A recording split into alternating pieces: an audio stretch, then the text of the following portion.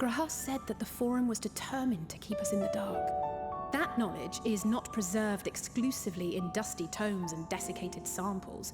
Labyrinthos may hold a clue as to what the Forum is planning.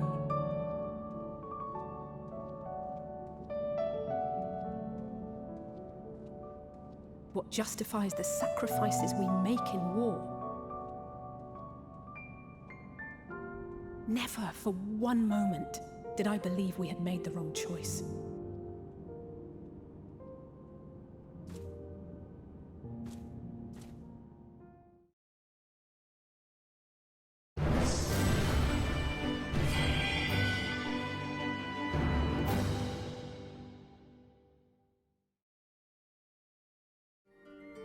Alright, as you realized, I'm much more of a fan of the northern... up here, right? Of the northern climate of Sharlayan than I am of the southern hot climate of Ratzatan, so... Sharlayan it is. Hitting the books! Kryl is intent on uncovering the reason behind the Forum's inexplicable behavior. An unsettling change has come over Sharlayan, but together we will divine the underlying cause for the Forum's callousness. As I mentioned before, however, questioning the councillors directly is a fruitless endeavor. They seem to have already come to a consensus as to what and how little they are willing to divulge. Which is why I began scouring Sharlayan's archive of historical records for any hint of connection to the final days. Suffice it to say that progress has been slow. There are only so many dusty pages one can skim in a day, but now that I have this band of willing reinforcements, the search should proceed all the swifter. Yeah, maybe, you know, like 4 times swifter. Yay! 5 times.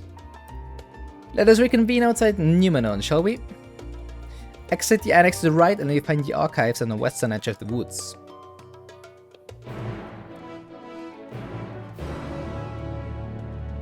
Yay, I wanted to go behind here anyways, it's beautiful. Creeks and rivers and snow, well it's not really a creek, it's just a cliff. This one is the Numenon then, I guess. My directions were easy enough to follow, I hope. In any case, you stand now before the doors of Numenon, Sharlayan's grandest collection of books and tomes. Yay. Why did I volunteer for this again? This building is actually on an entrance, and that reminds me on the one I think it's only one. The one Doctor Who episode where they're in this. Is it the largest universe of the largest library of the universe or something? That one was pretty large. This building is actually only the entrance, and one of many at that. For the archives of Numenon extend deep beneath the surface like the roots to a tree. The vast halls of the great Google library pale in comparison to Numenon's endless maze of subterranean chambers. I don't really like to hear that, because we all know what happened in the great Google library 2 times since our appearance. Any citizen of Sharlayan is free to enter and peruse its shelves. Well, most of its shelves. Only Arkans are afforded access to certain restricted vaults. I've dispatched Y'shtola and Raha to investigate those. Okay, sure, so she only drops prefix for Raha, but not for Y'shtola. To investigate those. Meanwhile, Alize and Elfino will help me continue my search through the stacks open to the general public. So what's my job then? Your status presents more of a problem. As a non-citizen, you're only permitted to browse the first floor here at the entrance. Even so, there should be a number of books which touch upon Sharlayan history or foreign policy. Oh yeah, that's pretty convenient, so that you know, only have to animate, that you only have to create the actual first floor, but not the rest of the library. I get it. Well played, Square Enix.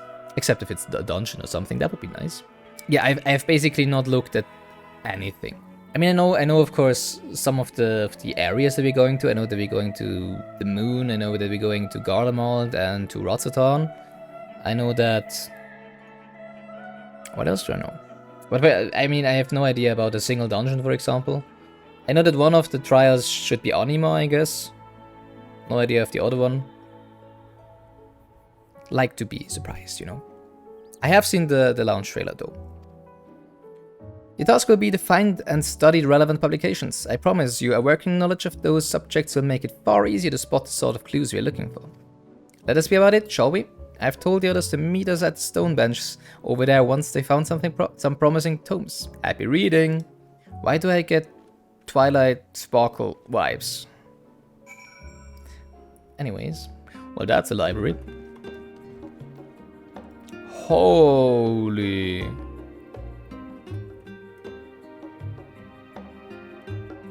So what happens if I don't return my book until the time is up? Well, I chose reading over hot summer nights, I guess. Story of my life. Hydaelyn and Zodiark reads The Story of Hydaelyn. Read the book? Yeah, sure. Brightly colored book, looks like a comic. Long, long ago, on an island in the Northern Sea, there lived a rugged man by the name of Nunkrep. Nunkrep was a student of astrology, and he divined that a flood of terrifying proportions would soon sweep over the lands of Eorzea. So it was that he built a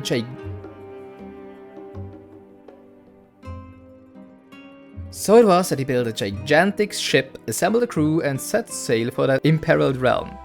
The flood arrived as foretold, and to their horror, the strangely churning waters drove the people towards the ocean. It was there, however, that Nunkrep's crew hauled them aboard his ark, but danger had not passed. A towering wave approached, threatening to smash the vessel to pieces. With only moments to spare, Nunkrep wove a mighty spell of teleportation and shifted the entire ship to safety atop Abalathia's spine. Ah!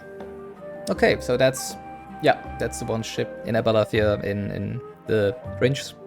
Refugees from the surrounding regions huddled there alongside them, but it was not long before disputes over the dwindling supply of food led to violence and bloodshed. Saddened by the sight, Nunkrep gathered to him his crew and his grateful passengers and abandoned the ark to those reddened peaks. They journeyed to the coast, where they built a new ship, intent upon returning to the northern seas. They landed on the beach of an island and settled upon that very spot. The settlement prospered and grew, and in time it became the city of Hydaelyn we live in to this day. And now good night, children. Hydaelyn and Zodiark reads The Voice of a Growing City. Okay. That is probably relevant. In the years which followed the founding of Hydaelyn, civic policy and matters of import were decided at the Ecclesia, a public forum at which every citizen was eligible to speak. As the city's population grew, however, this format became increasingly impractical. The larger number of participants gave rise to ever longer debates, resulting in significant delays of vital resolutions. Various measures were introduced in an attempt to curtail protracted discussions, but in the year 201 in the 6th Astral Era, it was ultimately decreed that Hydaelyn would transition to a new form of governance. The nation would now be led by a body of 99 members, citizens chosen from amongst their peers by means of a nationwide vote. Thus was the forum as we know it today conceived and created. This one, yeah, this is probably the last one that we need to read. Stewards of Wisdom.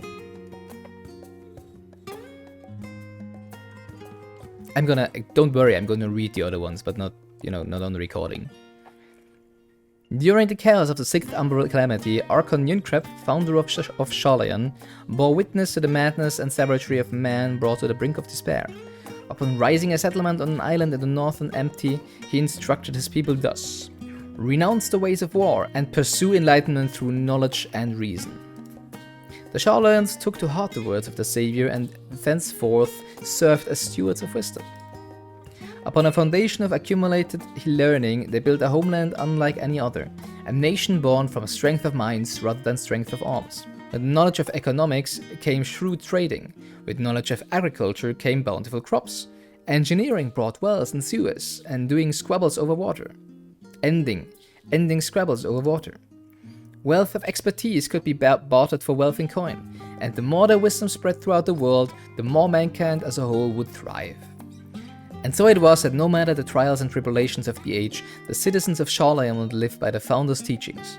For the sake of a better tomorrow, for the sake of a brighter star, they would eschew the tools of war and with knowledge deliver the world. So how does that help?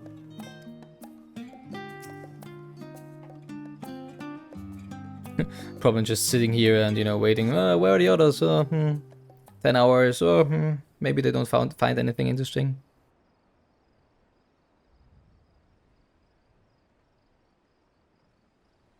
Sorry, were you waiting long?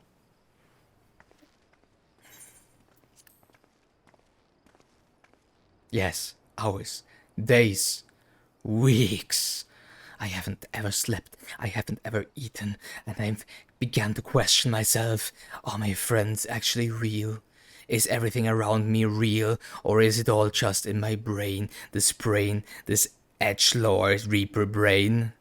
But yeah, it's all fine. Hi, Alice. I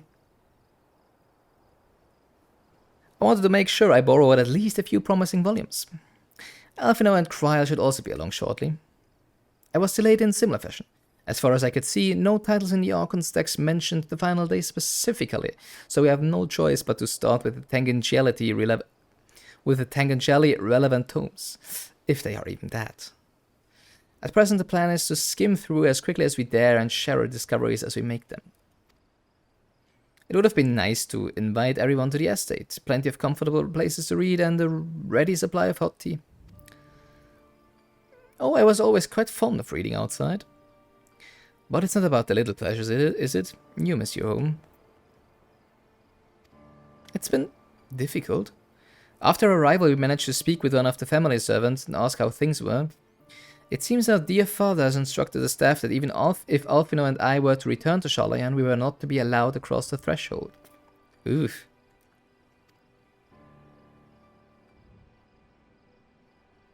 A harsh measure indeed. I hope that our efforts to understand this position and that of the Forum will perhaps lead to a reconciliation. We'll mend this rift one day, I'm certain of it. And what of you, Gra? Have you been to visit your family? Or do they not live here in the city? Which family? Well, he's a seeker, right? So if he's a male seeker according to the lore, he's basically an outcast. He's running around. Well, he's a TR, okay. I mean, he's either inside of his clan, which he obviously isn't, so he's just wandering around alone. Well, my situation is also somewhat complicated. I was raised in Sharlayan, yes, but I was born rather further away. There we go. In the southern reaches of Ilzabad, in fact. Really? Wow. For generations, my people have dwelled in Corvus, at the coastal region opposite the island of Thavnair.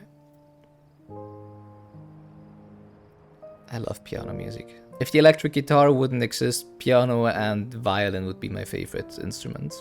But the electric guitars do exist. The Elegants founded the city in the fertile land and by ship brought in the subjugated tribes of the Mikote to serve as laborers. Oof, okay. Laborers. Slaves is what you meant to say. Of course, the massive earthquakes of the 4th Umbral Calamity brought an end to the Empire's reign, and when the 5th Calamity froze the sea solid, many of the tribes still living in Corvus braved the journey back to Eorzea. My ancestors, however, chose to remain, that they might prevent the remnants of elegant technology from being misused. Wait, aren't you in line with the Elegant Emperor? Well, it was before, okay, yeah, I get it. Isn't Corvus under Gallian rule? For the past 50 years, yes, some semblance of local culture remains, as is the case of the most imperial provinces, but Garlemald renamed the region Lucus Aemonus. When I was a boy, a nearby town came under the jurisdiction of an illustrious imperial family. The nobles of House Darnus. Nail Van... I know that one. House Darnus demonstrated a singular interest in elegant civilization, and so my tribe was forced to consider a plan of action. For some time already, voices had been raised in favor of abandoning our ancient customs. After all, the elegant eye no longer passed to our eldest children as reliably as it once had. Fear of discovery eventually tipped the scales, and the decision was made to bury our ties to the knowledge and traditions of Oleg. As the last child born with the elegant eye, I was given over to the custody of friends and the students of Valdesian, who had, sorry if I butchered that again, who had me registered as a Sharlayan citizen. I never even considered. Forgive me, it was an unkind question. Even Thancred was taken in by Archon Louisua, was he not? Stories of adopted wives and rescued orphans are more common among Sharlayans than you might think. Yet regardless of our origins, we are all provided with an equal opportunity to learn, and with sufficient perspicacity, we outsiders can even earn the vaunted title of Archon. This is exactly why I have such love for this country, and why I wish it to remain a nation of which its citizens can be proud. Hear, hear. Another good reason to get to the bottom of the forum's stubbornness, aside from the trifling matter of our impending doom. Excuse us while we try to make some headway into these books, Yomi. More company should be arriving any moment now.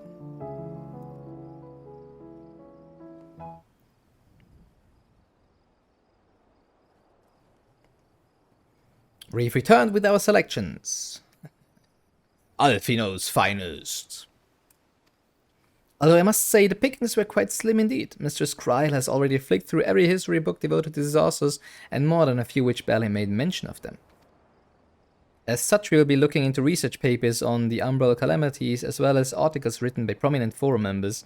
Perhaps the knowledge of the final days comes from an unexpected source. Speaking of which, might I ask you a few questions related to final days?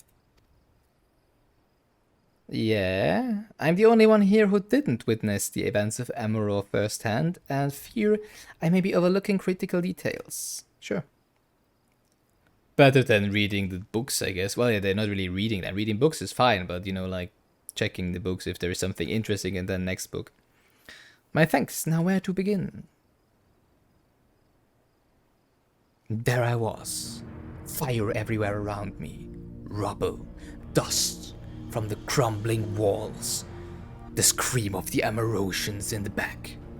Help! The final days they have come! What shall we be do? And I stood there, stoic.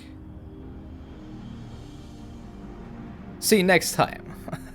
First things first, what kind of phenomena did the ancients encounter as the final days drew now? Is this a quiz? Or are they just refreshing our... They're probably just refreshing our lore, because it's gonna be important. Their creation magic didn't go as they wanted it to go, if I remember correctly. Yeah, exactly. Complete civilization of creation magics. The worst kind of phenomena you can imagine.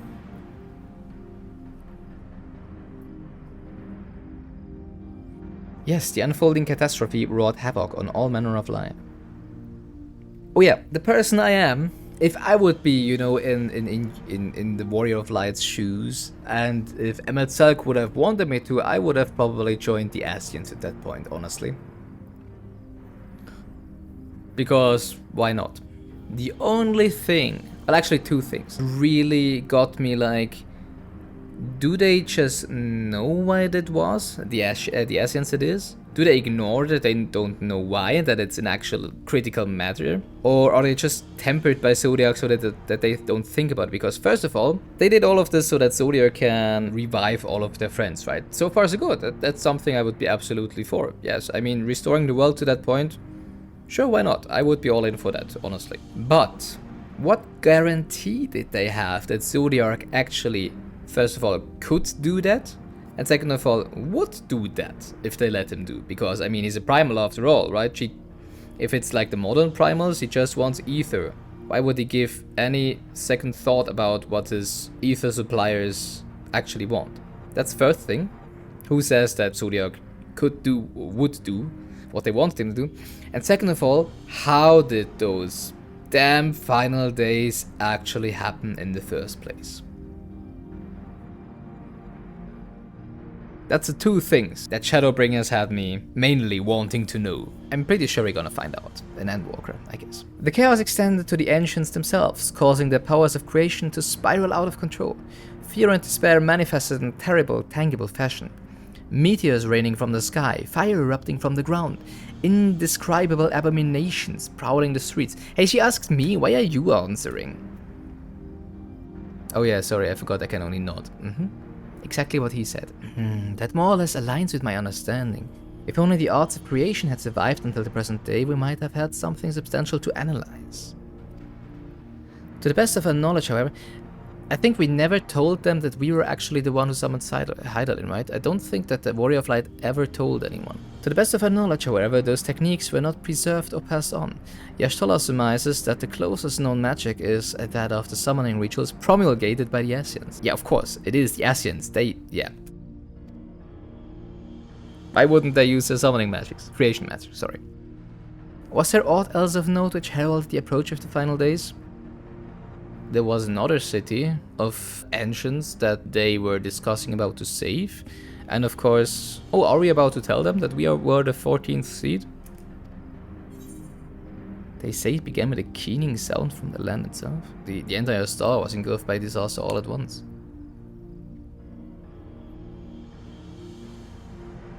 I think you may be misremembering. As I recall, it was more of a gradual spread. Yeah, it actually was, that's true. To be honest, I don't exactly know the meaning of the word keening, sorry. That's probably why I didn't choose the second option.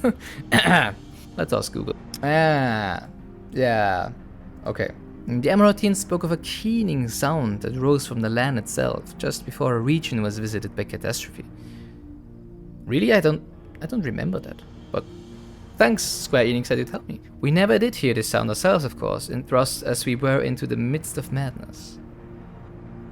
So the ground was crying out, you say?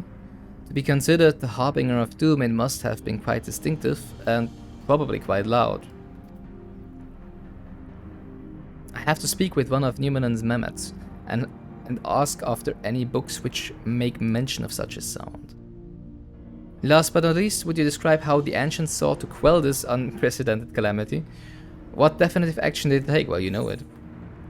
And they summoned Zodiark. They knocked Dalamut from the sky.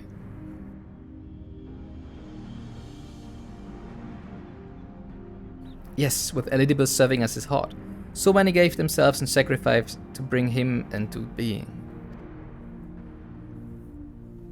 We do not know exactly how Zodiark brought salvation to the star, only that by his godlike will were the laws of nature set aright.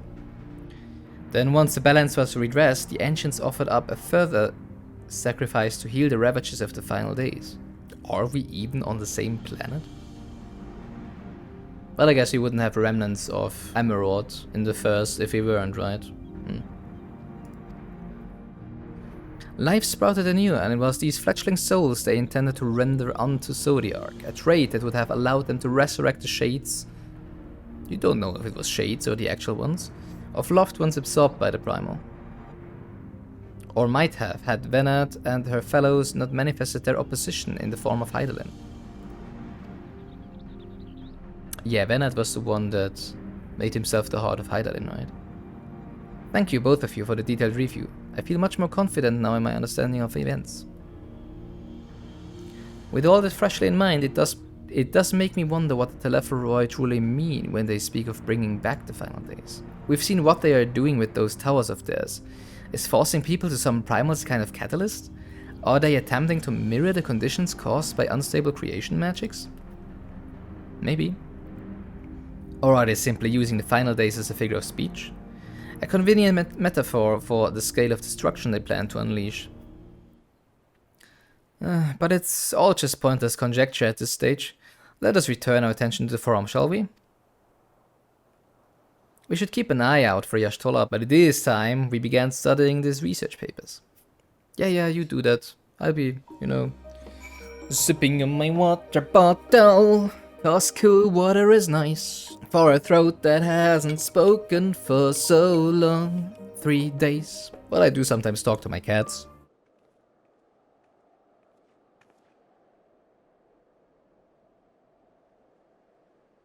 I'm the last, am I? Are you surprised? I mean, she would be the most thorough one, right? Well, my extended search of the Archon stacks produced one or two possibly useful books. But I wouldn't get your hopes up.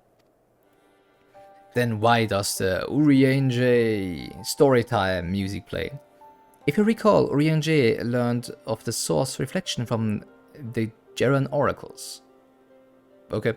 For its potential to cause panic and confusion that Thomas deemed apocrypha and sealed away in the Great Google Library.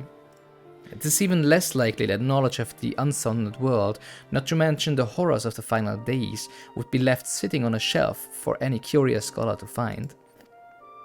So back to the Great Google Library. It stands to reason then that my colleagues, be they archons or counselors, should perforce be largely ignorant to the subject. Yet when you confronted Master Fourchenor with knowledge of the Telophoroi and the machinations, he scoffed at the suggestion that they posed a threat. He seemed adamant that the Forum would know if the final days were truly upon us. Which only supports the conclusion that whatever privileged wisdom is guiding the Forum's behavior, it is being kept secret from the rest of the nation.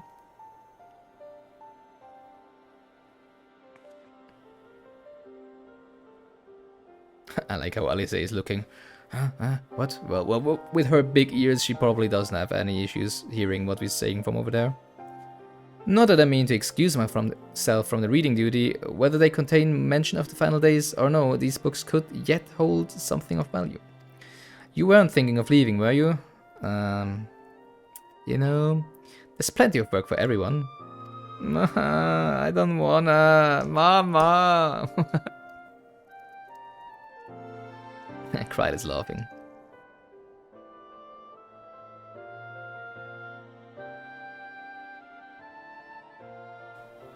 You labor what feels like an age as Y'Ashtola's research assistant.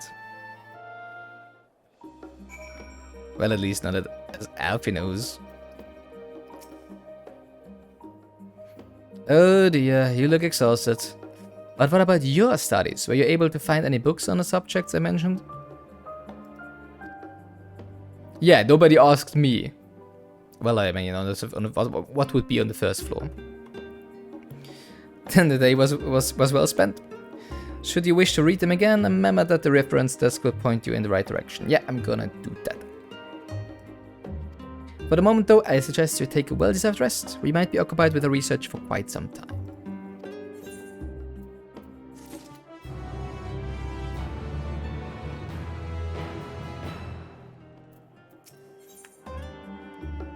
A seat at the last cent, Alice appears in desperate need of a study break. Surprise. Ready for a tea break, Yomi? I know I am. Honestly, my neck and shoulders are going to calcify if I don't stretch my legs and walk around for a bit. You know the last stand down in the harbor, don't you? Come and meet me. Yeah, finally there's gonna be beer. Come and meet me near the outside tables and I'll treat you to their coffee. Well, I like coffee. That's fine. Wait, am I going on a date with Alice? Did she just invite me to okay. Sure, let's see how it leads, where it leads. It's quite good. But they don't have coffee biscuits anymore. They nerfed them. As busy as ever, I see. Wait, are you saying? I mean, it's like 90% empty. Except for the one corner where everybody is having a cutscene. How very Charlatan that no other gourmet cafe has sprung up to compete for customers. Actually, this crowd gives me an idea. Before we place an order, why don't we ask a few questions and gauge the mood of the city? I'm interested to hear what the average citizen has to say about the Telophoroi. We might even learn something new. Worth a try, don't you think? A pirondière. Well, what is it? Can a man not enjoy a moment of private respite? If you're looking to share a table, then I respectfully request that you look elsewhere. You misunderstand, sir. We were simply wondering if you know of the Telophoroi. These enemies of peace have promised an end to all we hold dear, and... Would you mind talking about God? Wait, you're that House Leveilleur girl, aren't ya?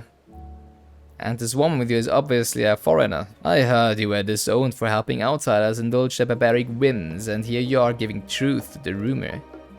Thank you to leave me be. I've naught to say to the likes of you. Well, I must apologize. It was foolish of me to expect an ounce of civility from one so enlightened. Yomi. Well, that went as well as expected. Hildoise. Yes? I don't believe I've had the pleasure. Pray excuse the interruption, but we were hoping you might share your thoughts on the Telophoroi and their unconscionable plans. My goodness, if it isn't the young Miss Leveilleur. My apologies, but I work in the office of the forum, and if word reached Master Fushinor that I was helping you... I see. We're sorry to have bothered you. Dig on. Ooh, cutscene. It looks like Starbucks, like the Starbucks logo. Oh my god. Nice. Welcome, madam. What can I offer you today? I would please take a mocha latte grande. Wait, is that Miss Alice I see there? My word, how long has it been?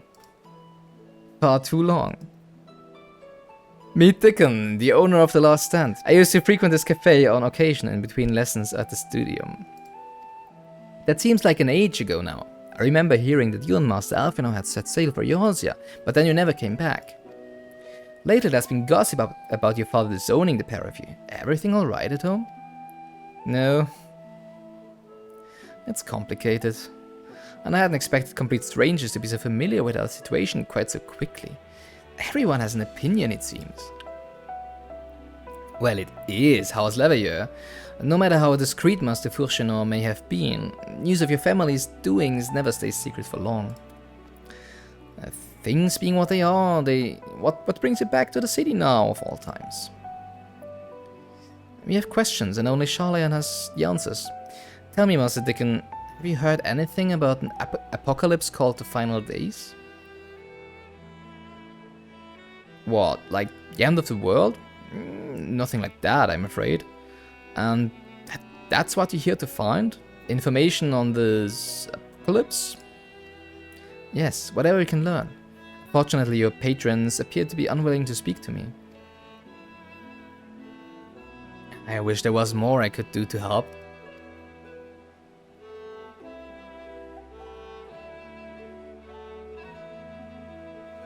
But maybe there is. You're a visitor to Sharlayan, aren't you? Then few will know your face. We should be able to pass you off as a I already see the minigaming coming, okay. Pass you off as a server with none of the wiser. We just finished preparing a few orders. Strike up some friendly conversation while you're settling down the food, and you might just get the answers you're looking for. And if not, I still got my scythe with me. I mean, I'm not really in the outfit, but okay. Not a bad idea. I hate to ask, but what do you think? It's not the first time I'm doing this, don't worry. That's the spirit. Pay attention now and I'll explain where each of these dishes need to go. The tea set is for a chatty group sitting by the water's edge. The omelette is for one of our regulars, a Highlander by the name of Gisla. She's sitting at an outside table with a friend of hers. Behind them you should see a Mekote gentleman. He ordered the oven-baked lobster. Got all that? If you're not sure, just ask and I'll explain again. Good luck!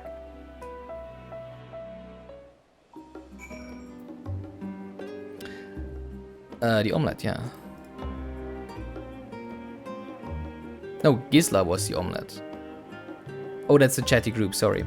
Sorry, that's the chatty group. I found it strange that only one was named. So yeah, you get the tea set, of course. Sorry. Ah, my tea set. Lovely, thank you. The Talofa... Who? I'm sorry, I've never heard of them or their final days. My friends and I are somewhat uninformed when it comes to current events. Now, if you wanted to hear about ritual, arcane practices of the 6th Astral Era, common or esoteric, then I'd be happy to talk your ear off. Sounds interesting. Yeah, that's the one with the omelette. The omelette. Ah, finally! 2468, let's dig in, no time to waste. She's agitated.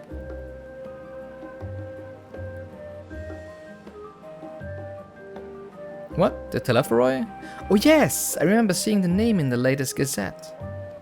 That had some grand claim about the end of days. Same old senseless warmongering. When will these fools grow tired of spilling each other's blood? Best stay out of it, I say. The forum made the right choice and I fully support the decision to remain neutral. I probably shouldn't talk, I'm Swiss, so... Anywho... Smitu. Tia. Yeah, yours is the urban bento with a smile. The lobster, lobster, lobster. At last, the oven-baked lobster is mine. You have no idea how long I've scrimped and saved and suffered to afford this heavenly dish. I'm getting hungry, to be honest. The final days? This is the first I've heard of it. Although that would explain why my friend has been rushed off his feet. Oh, it must be a busy time to be a gleaner. A gleaner? What's a gleaner? You don't know what a gleaner is? They're collectors of a sort, travel the world, procuring things that we haven't got here in Hydaelyn. Priceless books, unusual life specimens, and so forth. So named for those folk who trail after the reapers in the fields, picking up every grain which was missed. Aye, by all accounts, gleaning is a most meticulous and demanding profession. If these Telophoroi make good on their audacious threats, then many uncatalogued rarities could be lost forever. Why else would the gleaners be buzzing about in such a frenzy? Yeah, why else, I wonder? Watch the harbor and you'll see what I mean. They're carting loads in from the docks all day. It's never been this hectic before, not like this. There's a clue. Any trouble with the customers? Were you able to get anyone talking? Yes. One said something about the gleaner running off when they mentioned the final days. Interesting. They seem unaware of the final days aside from whatever vague news the gazettes are printing. Even Dickon had nothing to offer, and he's the best source of gossip in the city. If the forum does have secret knowledge, then they've done an impressive job of ensuring no one whispers in the wrong ear. In any case, thank you for playing the part so well. Here, the cup of coffee I promised. Cheers.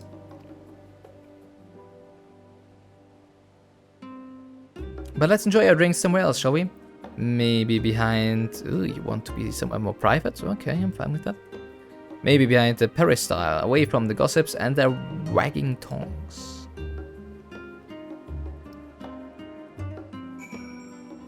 And now don't come at me with, but Alize is 16. Well, first of all, that's okay in Switzerland, to be honest, if I remember correctly. And second of all, you don't know how old Yomi is. It's not about me, it's about Yomi, right? She might only be 18, and then, I mean, you know, having a date with a 16-year-old would be no issue. Yes, this should do nicely. Out of the wind and out of sight. Wait, what? And out of sight? Okay. Well, they are sitting like 3 meters apart from each other, though, so... Oh, come on, stop with that. I couldn't believe what I was voice hearing. acting. It wasn't until much later that his words began to sink in, that I began to feel the weight of what it meant.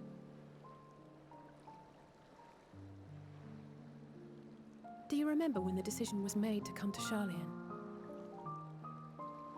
Grahas said that the Forum was determined to keep us in the dark, and that Father's venomous performance was part of that strategy, to keep us at arm's length. Yeah, that's what it looked like, because... It was. Father argued with Grandfather on many occasions, but never with such... It was an extreme fast decision by him to disown them. It did really look like he demanded what justifies the sacrifices we make in war. I honestly didn't know what to say. He just wanted them to keep away. Never for one moment did I believe we had made the wrong choice. So all I could do was fume silently. At any cost.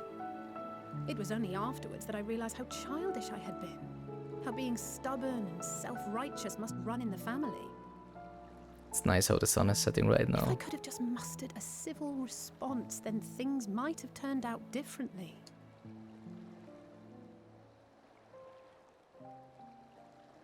Those are the gleaners. Follow them. Now.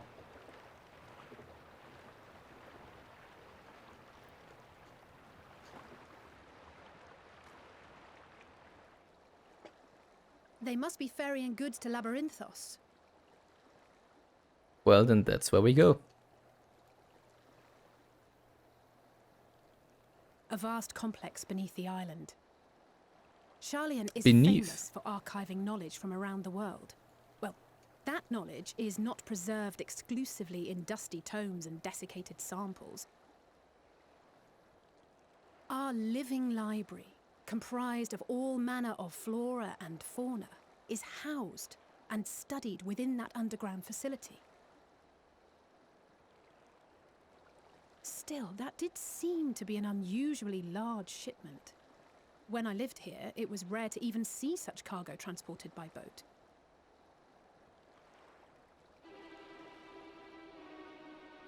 Wait, didn't you hear something in the last stand about the gleaners coming and going more than usual? Exactly. Well, I think they're the ones we saw manning those boats. And gleaners answer to the forum.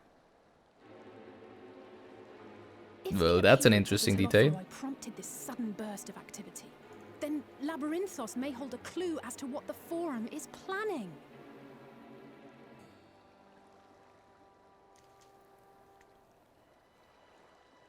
Oh, why didn't I think of that? Oh wait, I did.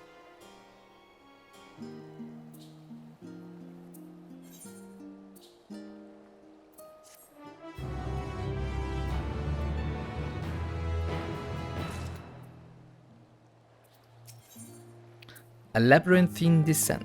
Alisaie is excited to share your revelations. We should tell the others what we've learned about the Gleaners. Go on ahead to Numenor and I'll join you in a moment. Master Dickon will want his cups back.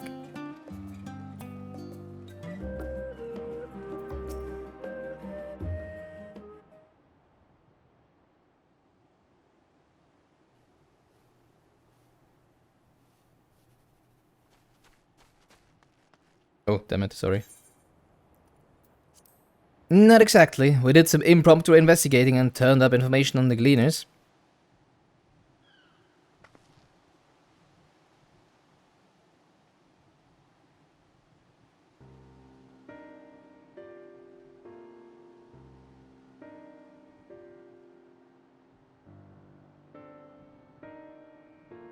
Makes sense. The Gleaners take their requests directly from institutions and bureaucrats, but as you say, they ultimately answer to the forum.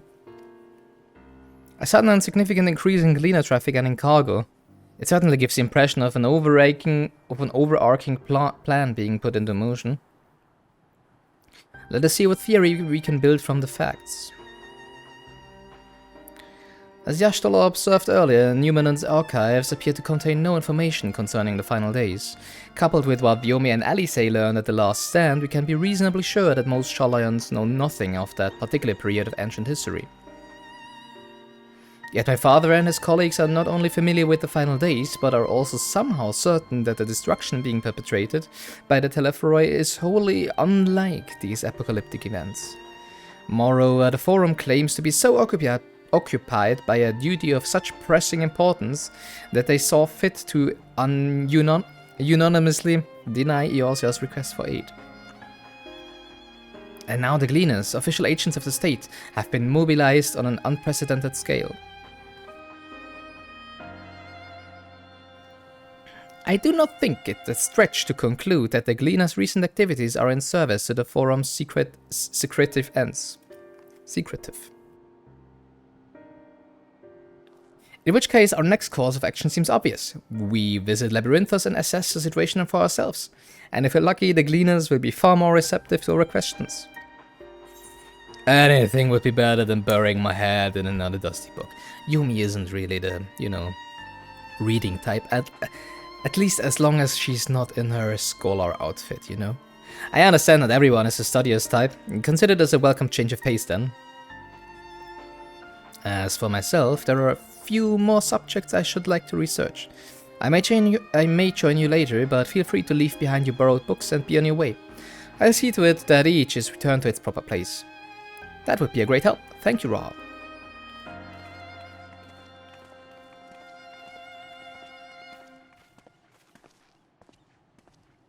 Let's head down the stairs over there and I'll show you where the entrance is.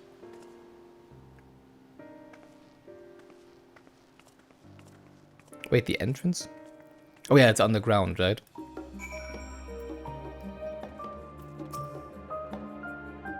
Ready? Labyrinthos is not too far from here, but you may find the path a bit disorienting. Ooh. I'll take the lead, so stay close. Well, that's something new. Off we go. Oh, really?